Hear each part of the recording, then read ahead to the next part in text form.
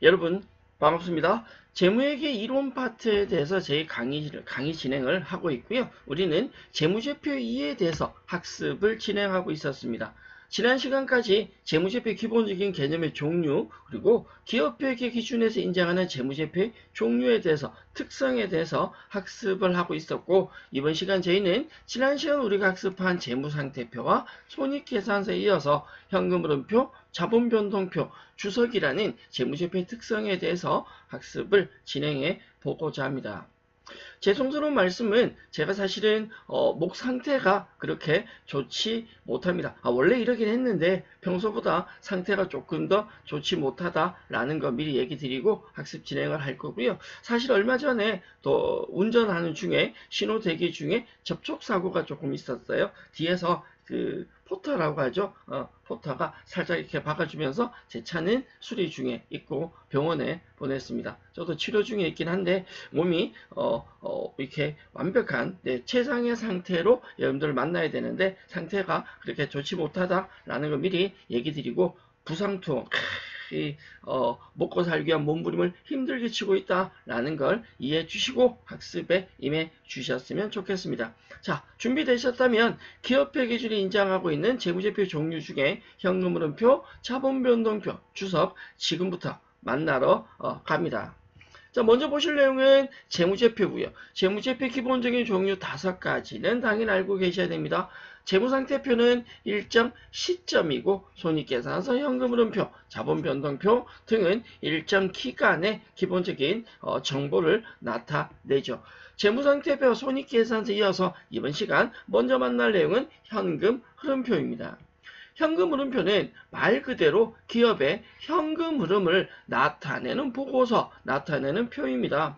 문제는 이 현금 흐름표는 크게 3가지의 영역으로 현금 흐름을 구분하고 있는데, 영업활동, 그리고 투자활동, 재무활동으로 현금 흐름을 구분하고 있습니다.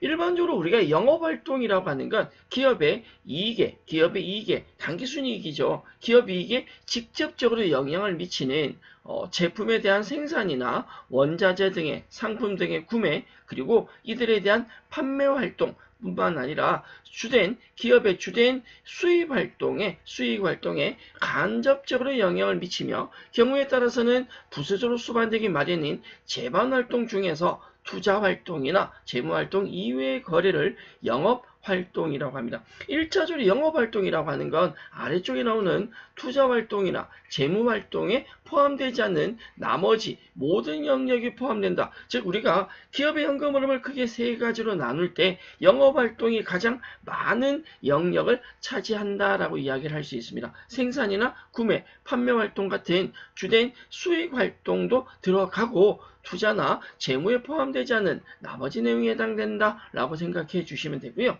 투자활동이라고 하는 건 현금에 대한 대여, 이자 받기 위한 활동이죠. 그리고 대여금에 대한 회수, 유가증권이나 투자자산, 유무형 자산 등에 대한 일반적인 자산의 취득이나 처분 활동을 투자활동이라고 합니다. 이들을 통해서 처분 이익이 발생할 수도 있고, 앞서 얘기 드렸듯이 대여금이 있다면 이자가 발생할 수도 있겠죠.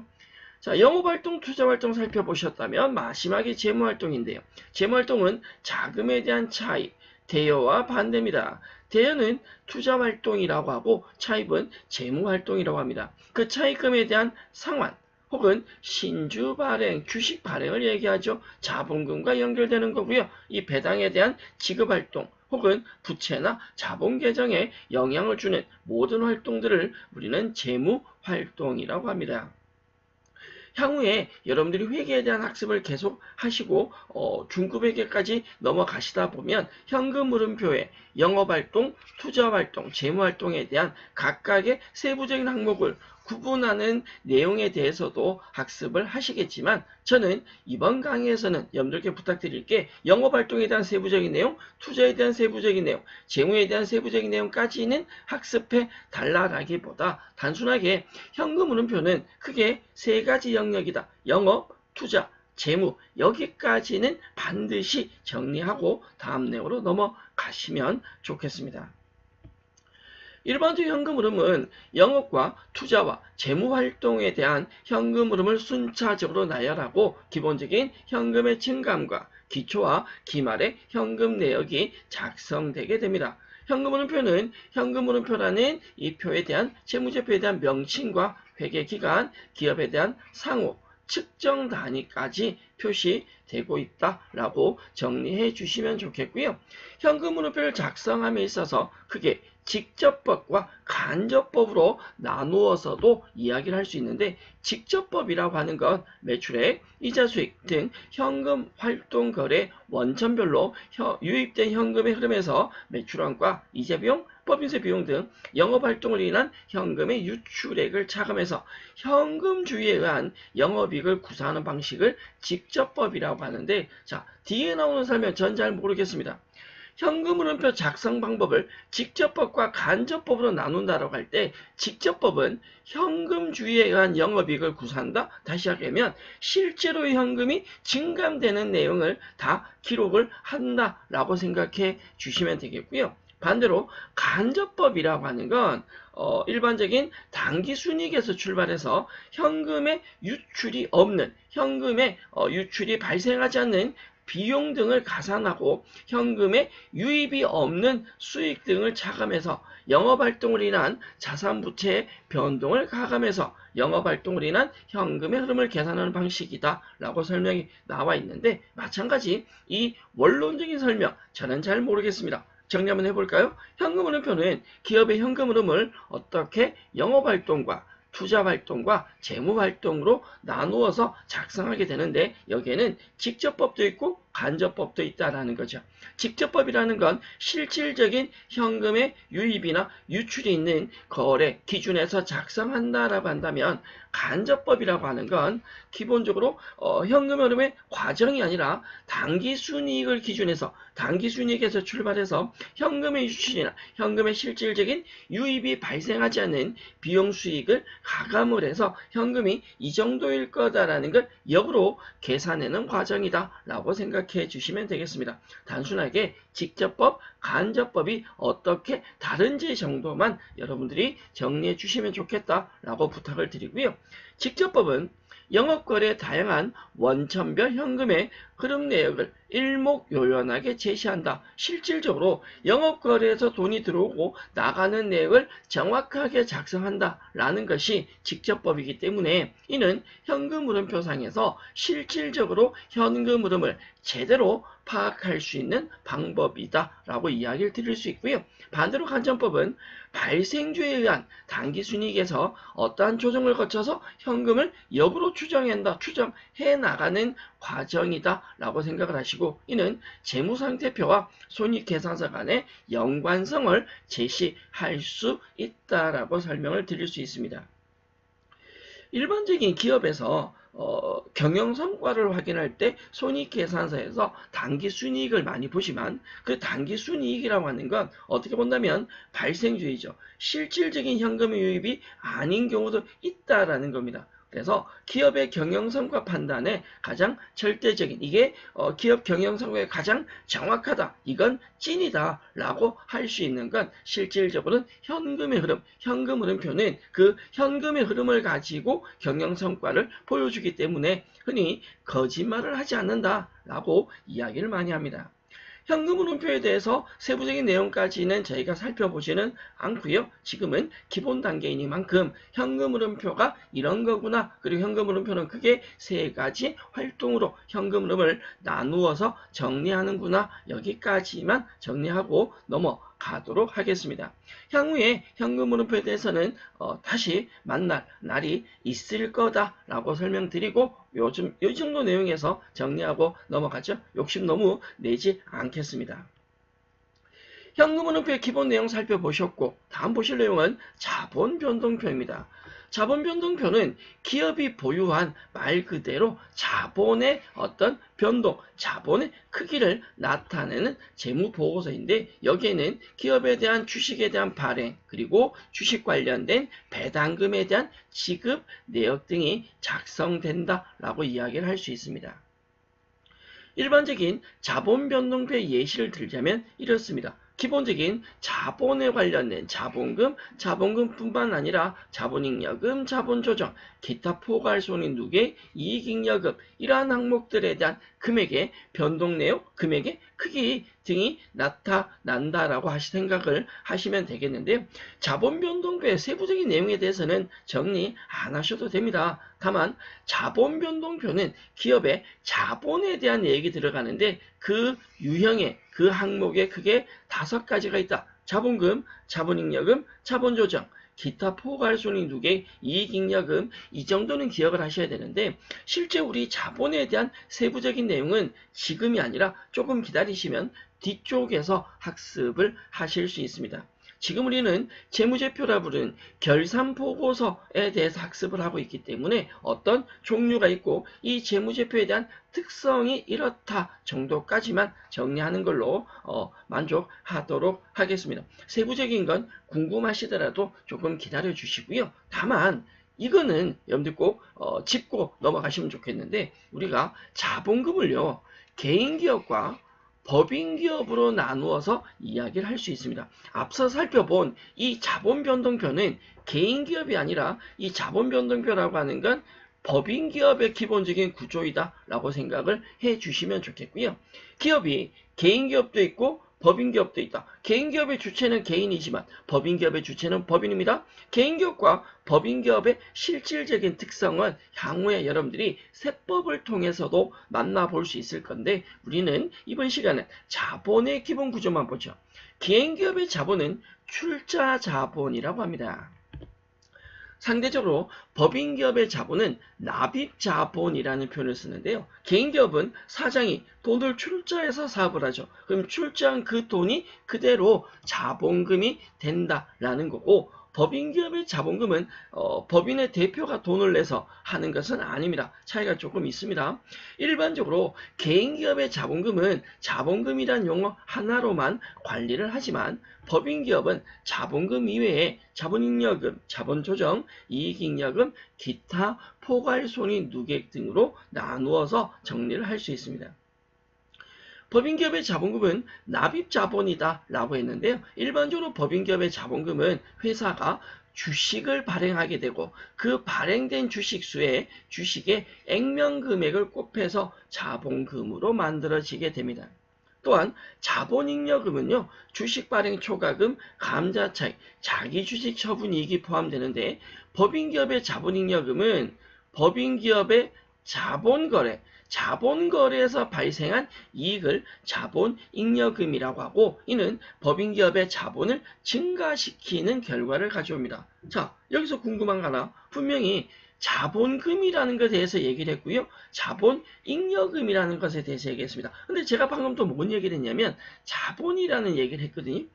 개인기업은 자본금 자체가 자본이다라는 얘기를 합니다. 하지만 법인기업은 자본과 자본금의 의미가 달라요. 이 전체 자본이라는 큰 분류 안에 자본금도 있고 자본잉여금, 자본조정, 이익잉여금, 기타 포괄손익 두 개로 나뉘어집니다. 자본이란 큰 틀 안에 자본금도 있고 자본잉여금도 있다라는 거고 자본잉여금, 자본거래에서 발생한 이익으로 자본을 증가시키는 역할을 한다라고 한다면 자본잉여금의 반대가 자본조정인데요. 이 자본조정은 자본을 감소시키는, 줄여주는 역할을 하게 됩니다.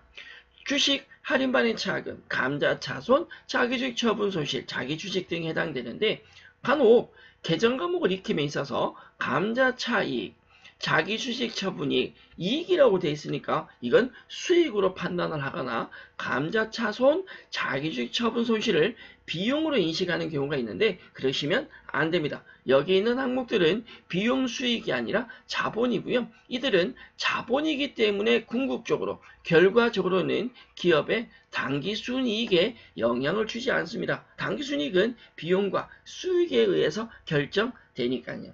자, 자본잉여금과 조금 다른 이익잉여금이라는 것이 있는데 이 이익잉여금은 자본거래에서 발생한 이익이 아니라 이 이익은요.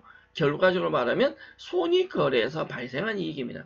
손익거래라고 하는 건 비용과 수익을 말하거든요. 우리가 손익계산서에서 계산된 그 당기순이익 그걸 우리 자본에서는 이익잉여금이라는 표현을 씁니다. 이는 이익준비금과 미처분이익잉여금, 임의적립금 등이 포함된다라고 생각해 주시면 되겠고요. 자본의 마지막 항목에 기타 포괄손익 누계액이라는 것도 있는데, 기타 포괄손익 누계액은 대표적으로 매도 가능 증권 평가 손익에 해당됩니다. 이 법인기업의 자본에 여기 나오는 이 계장 과목들에 대해서는 우리가 향후에 뒤쪽 파트에서 충분히 학습을 하실 거고요. 오늘은 법인기업의 자본이 개인기업과 다르다. 법인기업의 자본은 이런 형태로 이루어져 있고, 이런 자본 항목의 증감 내역이 정리된 표가 무엇이다.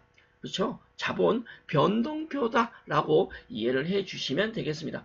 개인적으로 욕심을 여러분들에게 부탁을 드리자면, 뒤쪽에 있는 세부적인 내용은 아니더라도 법인기업의 자본 안에 5가지 종류가 있다 정도는 기억하시고, 첫 번째 나오는 이 자본금은, 법인기업의 자본금은 발행 주식수의 액면을 곱한다. 여기까지는 조금 정리하시고 넘어가시면 좋겠다라고 부탁을 드릴 수 있습니다. 법인기업은요, 이익잉여금이 있다라고 했고, 잉여금이 변동된다라는 표현을 쓸 수 있는데, 법인기업의 잉여금은 손익계산서에 계산된 당기순이익을 법인기업의 잉여금이라는 표현을 씁니다. 이게 이익이 발생하면 이 이익을 회사가 계속 가지고 있다, 누적돼서 관리한다, 그 부분이 바로 이익잉여금이 되고요. 잉여금이 당기순 이익이라면 반대로 당기순 손실이 발생한다면 기업은 이걸 잉여금이 아니라 결손금이란 이름으로 관리를 하게 됩니다. 가급적 우리는 결손금은 안 만나는 게 좋은 거죠. 잉여금, 이익이 좋은 거다. 그래서 기업에 대한 당기순 이익이 발생하고 잉여금을 관리를 어떻게 하느냐라고 이야기를 하는데, 이 잉여금은 주주들에게 배당이 되거나 사업을 위한 여러 기타 적립금으로 처분돼서 관리가 되고 있습니다.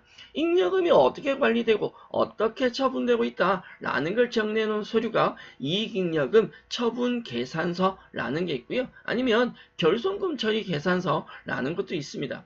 결손금은 안 만나고 싶으니까 잉여금만 정리하자면, 이익잉여금 처분계산서는 자본과 연결되는 자본의 일부분인 이익잉여금을 어떻게 정리하느냐, 잉여금을 가지고 있다가 이익준비금에 적립을 하거나 주주들에게 배당을 한다. 배당할 때는 현금으로 배당할 수도 있고 주식으로 배당할 수도 있습니다. 이에 대한 회계 처리 역시 지금 말고 뒤쪽에서 만나게 될 거고요. 다만 체크하고 할 것, 잉여금을 관리하는 게 잉여금 처분 계산서인데, 이 잉여금 처분 계산서는 기업회계 기준에서는 재무제표로 인정을 하지는 않습니다. 재무제표의 종류에는 들어가지 않는다. 다만 법인기업 기준에서 결산 작업을 하게 된다면 잉여금 처분 계산서는 꼭 관리는 해 주셔야 합니다. 개인기업의 자본금에 대해서는 그닥 얘기한 게 없고, 법인기업의 자본금에 대해서 얘기를 조금 많이 했습니다. 결론적으로는 개인기업의 자본금보다 법인기업의 자본금이 훨씬 더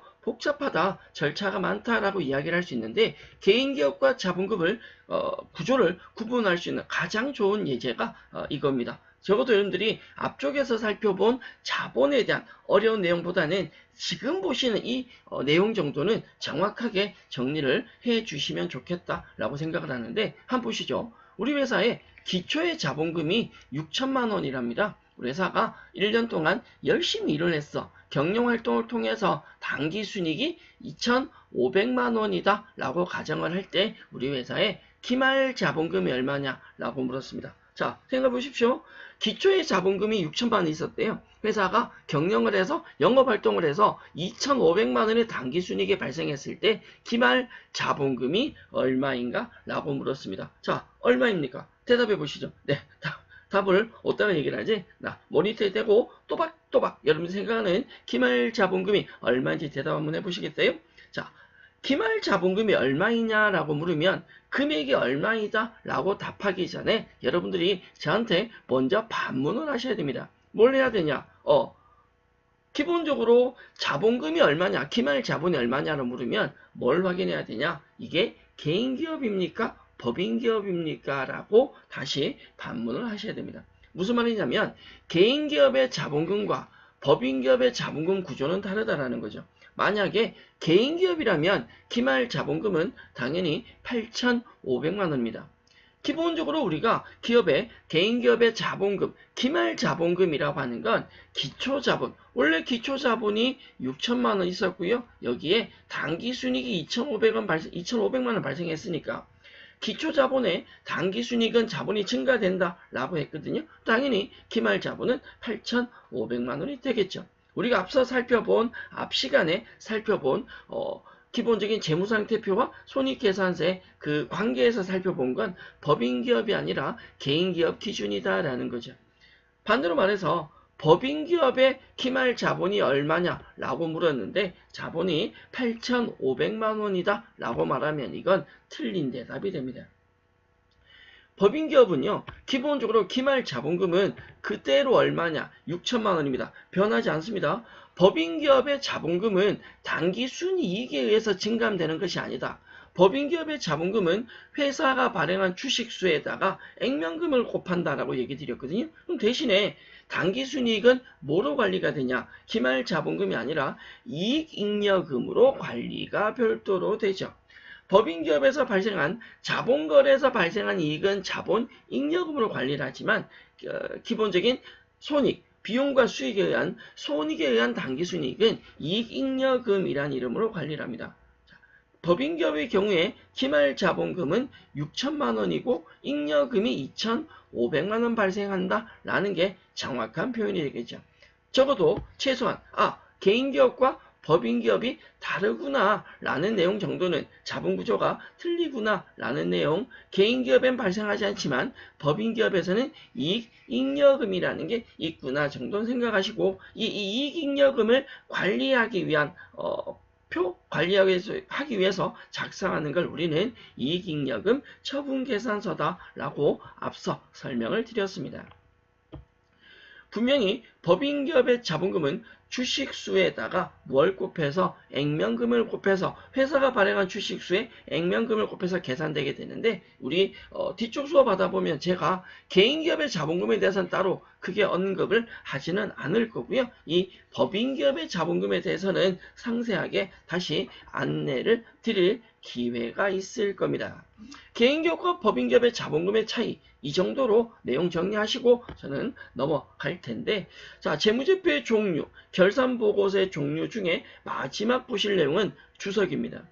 주석이라고 하는 건 실질적인 내용을 가지고 있기보다 각 재무제표에 드러나지 않는 재무제표에 포함할 수 없는 추가적인 내용을 별지로 작성하는 걸 주석이라고 하고요. 재무제표 이해하는데 당연히 도움을 줄 수 있습니다.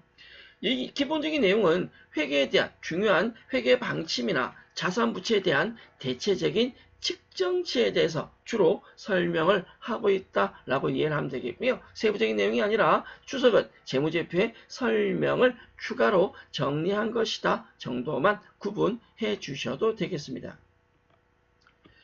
지금까지 저희는 기업의 일반적인 재무제표에 대해서 살펴보셨다면 그 재무제표에 대한 이해를 조금 더 하기 위해서는 개인기업과 법인기업의 기본적인 구조도 중요하지만 지금 보시는 상기업 그리고 제조기업의 비교도 매우 중요하다라고 할 수 있습니다. 재무제표에 직접적인 연결되는 내용은 아니지만 앞으로 우리가 학습을 하면서 상기업과 제조기업의 비교는 매우 중요하다라고 이야기를 할 수 있는데 상기업과 제조기업의 차이점이라고 한다면 상기업은 상품을 매입합니다. 그리고 그 매입된 상품을 판매를 합니다. 제조기업은 상품이 아니라 원재료를 매입하고 이 원재료를 가지고 제품을 생산을 해서 생산된 제품을 판매하는 절차를 거칩니다. 주로 사용하는 계정부터가 다릅니다. 상기업은 상품을 매입하고 상품을 판매하기 때문에 매입할 때는 상품이라는 계정을 많이 쓰고 판매할 때는 상품 매출이라는 계정을 쓰게 되는 반면 제조기업은요. 원재료를 매입합니다. 원재료라는 계정을 쓰게 되고 이 원재료를 가지고 제품을 생산해서 제품을 판매하기 때문에 제품 매출이라는 계정을 쓰게 됩니다. 상기업의 기본구조와 제조기업의 기본구조는 다르다. 앞으로 우리는 회계라는 학습을 함에 있어서 상기업과 제조기업에 대한 내용을 조금 병행해 가면서 학습에 대한 회계 처리 내용을 정리하고자 하고요. 원재료를 매입해서 제품을 생산하는 데까지 발생한 비용을 우리는 제조 원가라고 하고, 만들어진 제품을 판매하는 과정에서 발생하는 원가는 판매 원가라고 합니다. 제조원가는 공장에서 발생하는 비용이다 라고 이야기를 할 수 있고, 판매원가는 본사와 영업부에서 발생하는 비용이다 라고 이야기를 할 수 있는데, 상기업은 이 판매원가만 발생합니다. 상기업은 사와서 판매하는 구조로 되어 있기 때문에 상대적으로 제조기업은 상기업과 동일한 판매원가도 나오지만 판매하기 전에 제조원가도 발생한다라고 생각해 주시면 되겠고요. 회계처리를 할 때는 이게 제조원가에 해당하는지 혹은 판매원가에 해당하는지는 정리를 할 수 있으셔야 되는데, 이 부분은 제가 앞으로 학습하면서 강조를 많이 드리도록 하겠습니다. 일반적으로 제조기업이 가지는 재무제표, 재무제표에 대한 작성 순서가 있는데요. 재무제표는 제조기업은 일반적으로 손익계산서라는 재무제표와 재무상태표라는 재무제표, 물론 이거 이외에 저희가 현금흐름표, 자본변동표, 주석도 보셨지만 기본적인 재무제표에 손익계산서와 재무상태표가 있다면, 손익계산서 이전에 제조 원가명세서라는 걸 작성하게 되고요. 손익계산서와 재무상태표 그 사이에 잉여금 처분 계산서라는 걸 작성하게 됩니다.